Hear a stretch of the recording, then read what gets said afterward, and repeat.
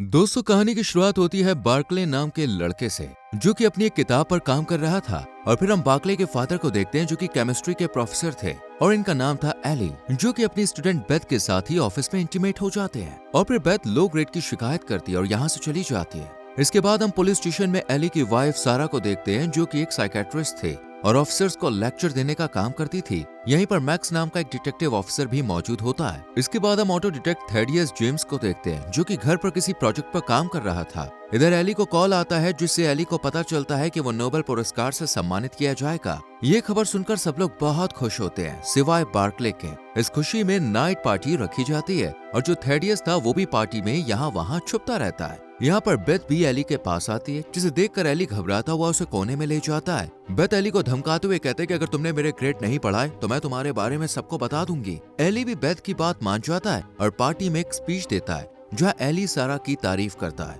लेकिन अपने बेटे के बारे में कुछ भी अच्छा नहीं कहता, जिससे बार्कले हर्ट होता है और यहाँ से सीधा सिटी हॉल के पोएट्री रीडिंग सुनने चला जाता है। यही थेडियस भी होता है। बार्कले सिटी को इंट्रोड्यूस करते वक्त खुद को पीएचडी कैंडिडेट बताता है, जिससे सिटी खास इम्प्रेस नहीं थी। लेकिन जब ये दोनों बाहर आकर देखते हैं तो बार्कले की साइकिल यहाँ पर नहीं होती है, यानी वो चोरी हो चुकी थी। इसलिए सिटी बार्कले को लिफ्ट देती है। कार में बार्कले एक पेपर बैग पहन लेता है। ये देखकर सिटी भी एटीएम से अपने पैसे निकालने के लिए कहती है, जिससे सिटी साबित कर सके कि वो बैंक करप्ट हो चुकी है। बार्कले भी ऐसा ही करता है और फिर दोनों घर चले जाते हैं और एक साथ ही सोते हैं। जब बार्कले घर पर नहीं आता तो एली सारा को लेकर ही स्वीडन के लिए निकल जाता है, लेकिन सारा अपने बेटे के एरोप्लेन की जिम्मेदारी अपने गैराज अपार्टमेंट के किराएदार को दे जाती है। इधर बार्कले जल्दी से उठकर कपड़े पहनता है और IOU का नोट छोड़कर बिना जूते पहने एक टैक्सी में बैठकर घर चला जाता है और देखता है कि उसे कोई भी नहीं मिलता। लेकिन तभी थेडियस बार्कले के सिर पर डंडा मार के उसे बेहोश कर देता है और एली को फोन करता है और अपने बेटे के मिसबिहेव के बारे में बताता है, यानी थेडियस को एली ने ही भेजा था। इधर बाहर जॉर्ज काफी देर बार्कले का इंतजार करता है, लेकिन बार्कले नहीं आता तो वो अपने काम पर चला जाता है। वहीं थेडियस भी बार्कले को लेकर लाल कार से बाहर चला जाता है। इधर सारा बार्कले से कांटेक्ट करने की कोशिश करती है, लेकिन हो नहीं पाता। इसके बाद हम बार्कले को हथकड़ी पहने हुए देखते हैं। थेडियस बार्कले के पेरेंट्स को फोन करता है और $2 मिलियन मांगता है, लेकिन एली को लगता है कि ये बार्कले है, इसलिए वो स्वीडन आने का ऑर्डर देकर फोन काट देता है। ये देखकर थेडियस को यकीन नहीं होता कि कोई अपने बेटे से इस तरह से बिहेव भी कर सकता है। थेडियस पैसा लेने के लिए बार्कले का अंगूठा जब काटने आता है तो बार्कले उसे रोककर एली से बात करता है, लेकिन इस बार भी एली बार्कले की बात को झूठ समझकर उसे इवेंट में आने के लिए कहता है और सारा को बताता है कि वो रास्ते में है। थेडियस कहता है कि एली इस पुरस्कार के लायक नहीं है, उसने मेरे फादर हैरीमैन जेम्स से इसे छीना है। और फिर थेडियस एली की बहुत सी औरतों के साथ पिक्चर्स दिखाता है, जिसमें उसकी माँ भी थी, जो कि प्रेग्नेंट हो गई थी। साथ ही थेडियस हैरीमैन को वो नोटिस भी दिखाता है, जिसकी सिफारिश पर एली को यह पुरस्कार दिया जा रहा था। यहाँ पर बार्कले को पता चलता है कि थेडियस उसका सौतेला भाई है। ये जानने के बाद बार्कले भी थेडियस का साथ देने का फैसला करता है। इसी रात एली को नोबेल पुरस्कार मिलता है और पार्टी खत्म होने के बाद उसे कटा हुआ अंगूठा और बार्कले की तस्वीरें मिलती है और $2 मिलियन की मांग भी की जाती है। ये सब देखकर बार्कले के पेरेंट्स घर वापस आते हैं और मैक्स को फोन कर उसे सारी बात बताते हैं। जल्द ही मैक्स एली से मिलने आता है और फिर सबसे पहले इन्वेस्टिगेशन के लिए जॉर्ज को बुलाया जाता है। वहीं दूसरी तरफ सारा बताती है कि बार्कले एक लड़की से मिलने गया था। ये सुनकर मैक्स इस लड़की के बारे में पता लगाता है और एली के घर में कैमरा, डिटेक्टिव सिस्टम वगैरह सब लगाया जाता है, ताकि जब किडनैपर इन्हें कॉल करे तो इन्हें पता चल जाए। मैक्स सारा को पसंद करता था, इसलिए वो सारा से बात करता है और कहता है कि मुझे लगता है कि वो अंगूठा बार्कले का नहीं है, लेकिन सारा कहती है कि वो उसके बेटे का ही है। अगले ही दिन मैक्स इक्वेटर बुक्स में जाता है और मैनेजर से बात करता है, जिससे मैक्स को पता चलता है कि उस रात बार्कले सिटी के साथ था और साथ ही बाहर खड़ी साइकिल भी दिखाता है, जो कि बार्कले की चोरी हो गई थी।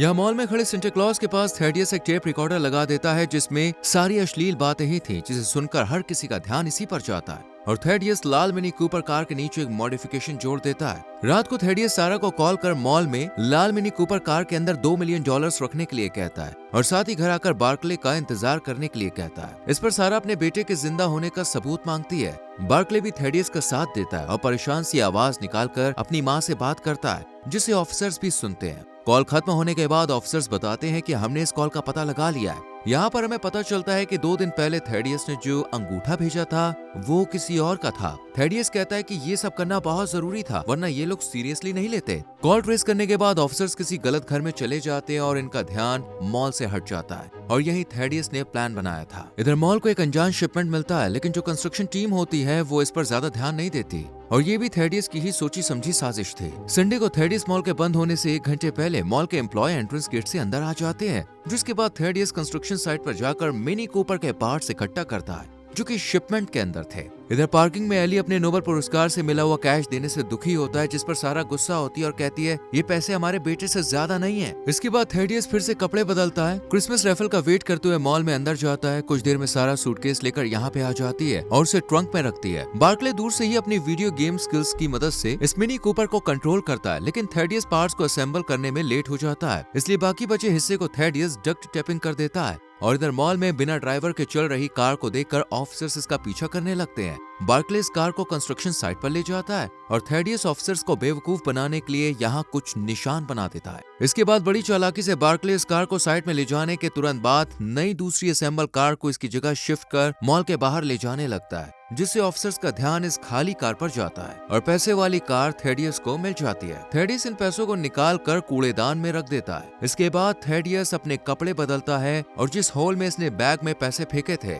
उसे दूसरी दुकान से उठाकर यहाँ से चला जाता है और फिर बार्कले भी चला जाता है। दोनों भाई अपना भेष बदलकर एक रेस्टोरेंट में आते हैं और फिर लॉकर में पैसे रख देते हैं। बार्कले इस लॉकर की चाबी निगल लेता है, जिससे किसी को भी लॉकर का पता ना मिले।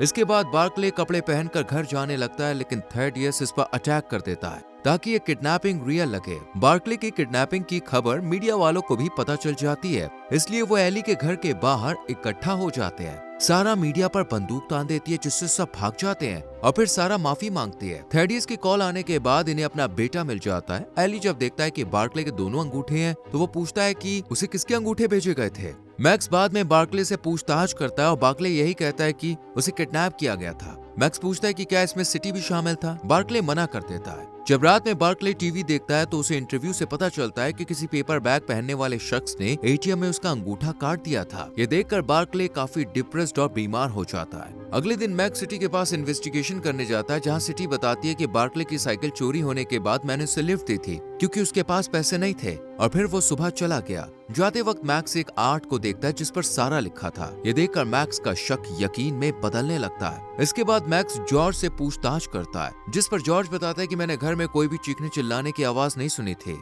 और फिर जब मैक्स बार्कले के पास आता है तो बार्कले चेक कर रहा होता है कि चाबी उसकी बॉडी में है या नहीं। मैक्स बताता है कि तुम्हारी साइकिल मिल गई है और गैराज में खड़ी है। इस पर बार्कले कहता है कि वो तो चोरी हो गई है। अगले दिन जब बार्कले बाहर होता है तो अफसर इसके कमरे की तलाशी लेते हैं और इन्हें चिमनी से एक पेपर बैग का टुकड़ा मिलता है। पार्क में सिटी बार्कले से मिलती है। इसे देखकर बार्कले बहुत खुश होता है, लेकिन जब सिटी बताती है कि वो किसी और के साथ है तो बार्कले दुखी हो जाता है और फिर सिटी यहाँ से चली जाती है। रात को जब बार्कले और सारा घर आते हैं तो उन्हें पता चलता है कि टेनेंट ने अपनी जान दे दी है। कुछ दिनों बाद बार्कले को पता चलता है कि सिटी का बॉयफ्रेंड कोई और नहीं बल्कि थेडियस है। रात को एली अपने नए किराएदार को खाने पर बुलाता है, जो कि थेडियस ही था। थेडियस एली को इम्प्रेस करता है और एली भी थेडियस की काफी तारीफ करती है। रात को सारा बार्कले को गैराज अपार्टमेंट में आते हुए देखती है। बार्कले थेडियस पर गुस्सा करता है। थेडियस कहता है कि एक बेटे को अपने बाप को प्राउड फील कराना चाहिए। बार्कले समझ जाता है कि थेडियस इनकी फैमिली में आना चाहता है। मैक्स एटीएम की फुटेज देखता है जहां पर एक पेपर बैग पहना शख्स विल पर अटैक करता है और दूर से किसी लड़की की आवाज आती है।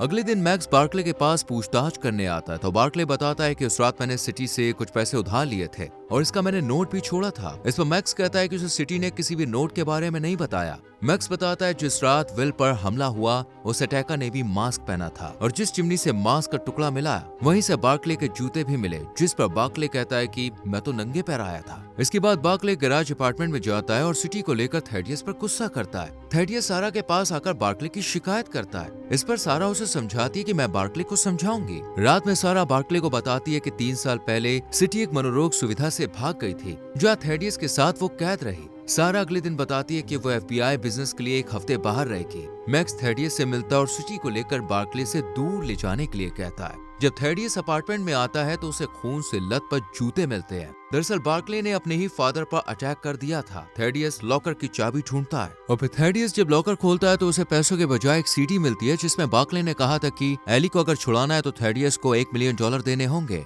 बार्कले एली को हैरीमैन के बारे में बताता है कि तुम्हारा उसकी बीवी के साथ रिलेशन है और बाद में उस पर चोरी का इल्जाम लग जाने की वजह से हैरीमैन ने अपनी जान दे दी। और फिर उसकी माँ को भेजे गए चेक्स दिखाता है जिस पर एली कहता है कि ये तो मैंने सिर्फ उसकी मदद की थी। इसके बाद एली थेडियस से मिले नोट्स दिखाता है जिससे ये साबित हो रहा था कि नोबेल पुरस्कार एली ने हैरीमैन से छीना है। जब सारा घर आती है तो थेडियस उसे एली की किडनैपिंग के बारे में बताता है और फिर बार्कले से लोकेशन के बारे में पूछता है। थेडियस जब बस स्टेशन पर पैसे छोड़कर वापस आता है तो उसे अपनी कार लापता मिलती है। जिसे ढूंढने के लिए वो बार्कले की साइकिल निकालता है, लेकिन खुद ही मलबे के नीचे दब जाता है। इधर मैक्स थेडियस के पैसे लॉकर से निकाल लेता है। बार्कले के पास सारा आती है और एली से डिवोर्स मांगती है, क्योंकि इसे पता चल गया था कि थेडियस एली का बेटा है। थेडियस को फंसाने का काम सारा और बार्कले का था, और बार्कले अपने पिता को ये भी साबित कर दिखाता है कि वो लूजर नहीं है बल्कि जीनियस है, वो कुछ भी कर सकता है। इसके बाद सारा और बार्कले छुट्टियां मनाने चले जाते हैं और मैक्स $1 मिलियन की फिरौती लेकर यहाँ आ जाता है, और हमें पता चलता है कि बार्कले के साथ मैक्स भी उसका साथ दे रहा था। और आखिर में बार्कले कैनिबलिज्म थीसिस पब्लिश करता है और मजे से रहता है। उधर एली भी अपने स्टूडेंट्स के साथ फ्लर्ट करता रहता है, और यहीं पर मूवी खत्म हो जाती है। दोस्तों, अगर आपको इस मूवी की एक्सप्लेनेशन अच्छी लगी हो तो वीडियो को लाइक और शेयर करें। अगर आपको इस मूवी का लिंक चाहिए तो हमारे टेलीग्राम चैनल को ज्वाइन कीजिए, जिसका लिंक आपको डिस्क्रिप्शन में मिल जाएगा। हमारे इस चैनल को सब्सक्राइब करके बेल आइकॉन प्रेस करें, जिससे आने वाली वीडियोस आपसे मिस ना हो। मिलते हैं अगली वीडियो में। Till then, bye bye.